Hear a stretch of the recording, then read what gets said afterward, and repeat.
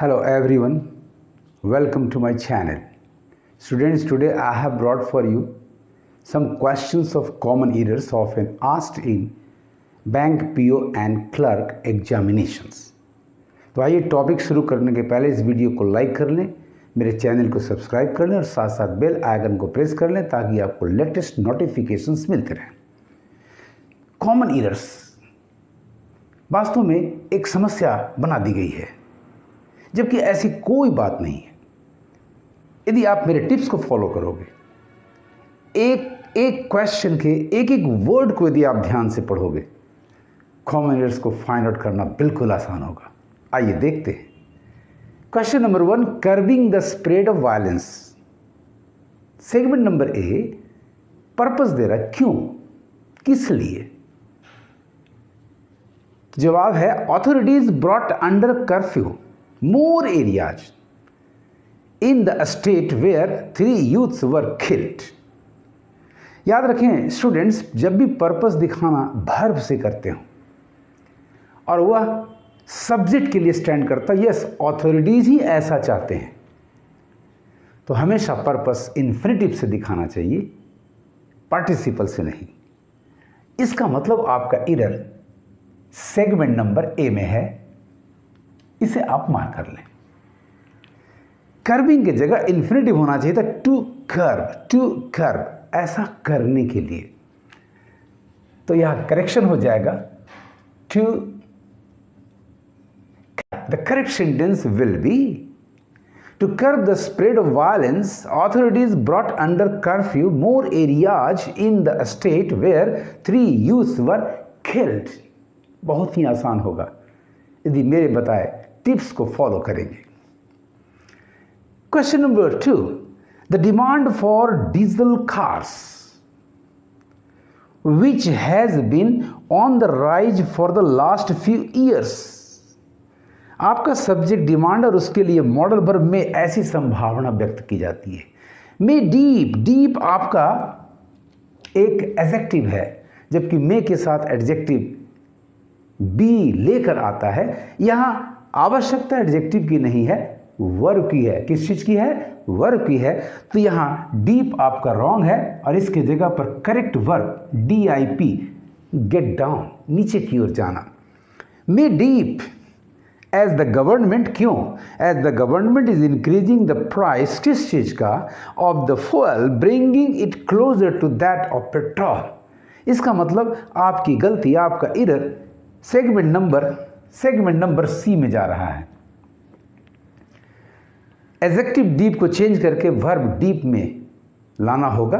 तो correct sentence होगा the demand for diesel cars which has been on the rise for the last few years may dip, not deep, may dip as the government is increasing the price of the fuel, bringing it closer to that of petrol।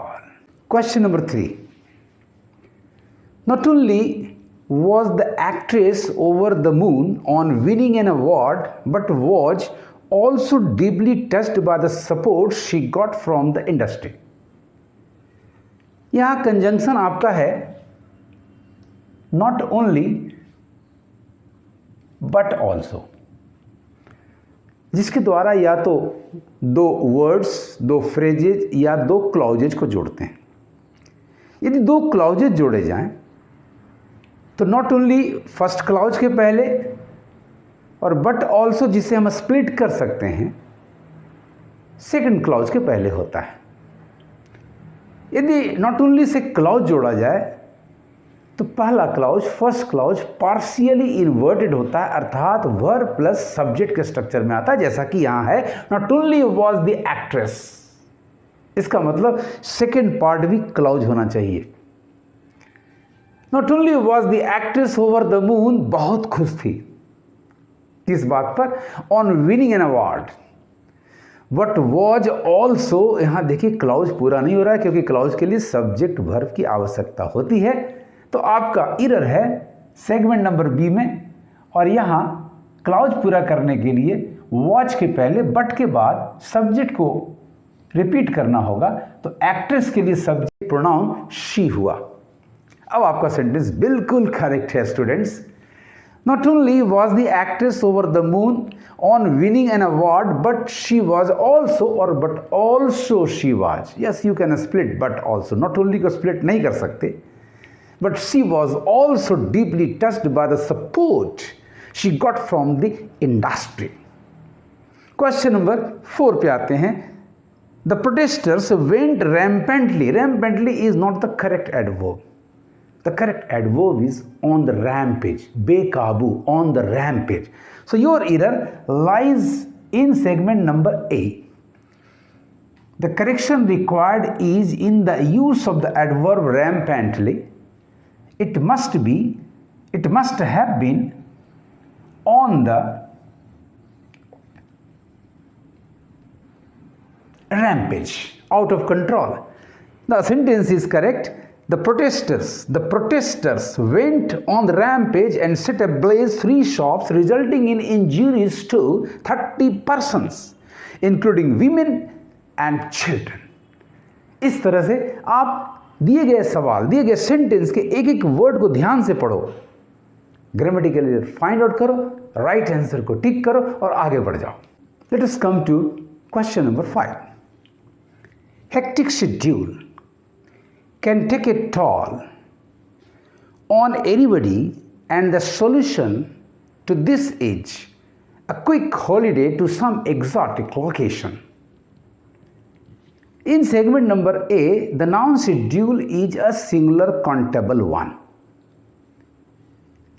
And if a singular countable noun comes in the sense of any, some, koi, it must take a or an. यानी आपका error लाई करता है segment number ए में. Adjective plus noun hectic schedule. Schedule एक singular countable noun है कि पहले indefinite article a की आवश्यकता है और हेक्टिक का एच स्मॉल हो जाएगा. यानी आपका करेक्ट सेंटेंस हुआ students, a hectic schedule can take a toll on anybody and the solution to this is a quick holiday to some exotic location. Question number 6. No fewer than 20 persons.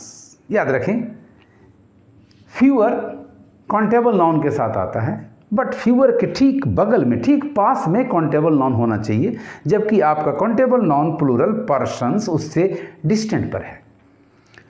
तो जब भी fewer या no fewer के plural noun, countable plural noun उससे distant पर हो, उससे दूरी पर हो, तो वैसी स्थिति में फ्यूअर को चेंज करके लेस कर दिया जाता है. यानी करेक्शन होगा आपका फ्यूअर के स्थान पर less. No less than your error lies in segment number A. No less than 20 persons lost their lives in the air crash. Remember, आपको स्ट्रक्चर ध्यान में रखना होगा. नो हो भी सकता है, fewer plus plural noun plus than plus numeral, यानी नो फ्यूअर पर्सन्स देन 20. इस तरह का स्ट्रक्चर आना चाहिए. बट यहां देखिए पर्सन्स नंबर दूर चले गए हैं, तो फिर वैसी स्थिति में नो यदि नेगेटिव है तो नहीं है, तो नो नहीं होगा. No less than plus numeral plus plural noun, ये दोनों में से कोई एक चाहिए.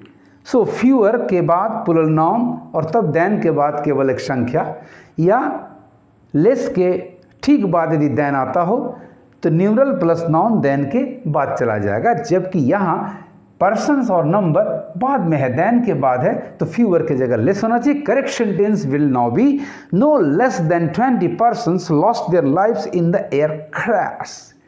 इस तरह से आप हर क्वेश्चन के हर वर्ड को ध्यान से पढ़ो, ग्रामेटिकल एरर फाइंड आउट करो और आंसर को मार्क करो. Best of luck. Thank you for watching.